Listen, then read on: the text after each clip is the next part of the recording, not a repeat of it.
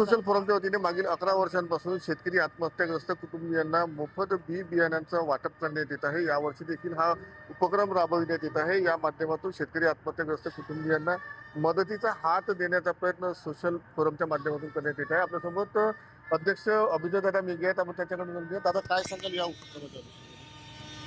तर हा उपक्रम आम्ही 2015ला सुरू केला।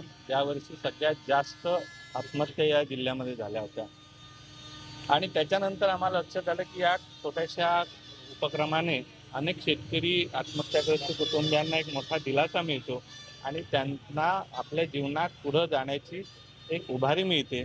आणि त्या माध्यमातून वर्ध्यातले जे अनेक व्यापारी आहेत, आमच्या फोरमच्या माध्यमातून आम्ही ते व्यापारी आणि शेतकरी कुटुंबीय यांना जोडण्याचा एक प्रयत्न केला आहे। कारण की वर्धेची इकॉनॉमी ही कृषीप्रधान आहे, त्याच्यामुळे शेतकरी जर का सुखी राहिला तरच कुठलंही व्यापार उद्यम चालू राहतं। या भावनेतून आपण एकत्रपणे या दोन्ही यांना जोडण्याचा प्रयत्न या सोशल फोरमच्या माध्यमातून केला।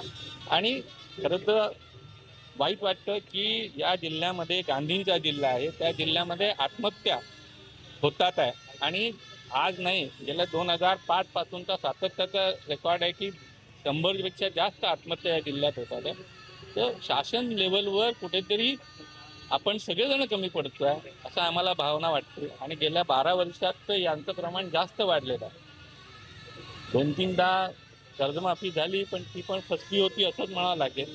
पण त्या कर्जमाफीपेक्षा जर का शेतकऱ्यांना म्हणजे किमान भाव हा जो जाहीर केला जातो तो जरी मिळाला तरी त्याला माहिती आहे की मला किती पैसे मिळणार आहे आणि किती, तर त्याच्यावरून तो उत्पादनाचा खर्च कमी करू शकतो आणि होणारं नुकसान टाळू शकतो आणि आत्महत्या टाळू शकतात। आमची सरकारकडे एकच विनंती कमा मागणी आहे की जो किमान आधारभूत भाव शासन जाहीर करते त्याच भावाने मग तो खरेदी करणारा सरकारची योजना असो किंवा व्यापारी असो, त्यांनी त्याच भावामध्ये खरेदी करावी, तेव्हाच कुठे या शेतकरी आत्महत्या थांबतील असा आम्हाला ठाम विश्वास आहे। महेश मुंजा, TVN मराठी, वर्धा।